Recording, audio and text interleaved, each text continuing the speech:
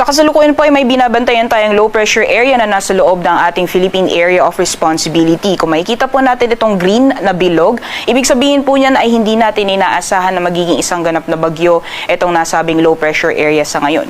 As of 3 a.m. po, huli itong namataan sa line 645 kilometers silangan ng southeastern Mindanao. At kung makikita din po natin dito sa ating latest sa satellite animation, kahit malapit po yung sentro nitong low pressure area, ay posible pa rin pong magdulot ng mga pag-ulan itong LPA sa may silangang bahagi ng Visayas, gayon din sa Mindanao. Samantalang sa Metro Manila at sa nalalabing bahagi naman po ng ating bansa, partly cloudy to cloudy conditions po inaasahan natin ngayong araw. So posible pa rin po ang mainit na panahon, especially pagdating ng tanghali. At pagdating naman po sa hapon na sa gabi, mas madalas po yung tsansa ng mga isolated o mga bigla ang pagbuhos ng ulan, dulot po ng mga thunderstorms.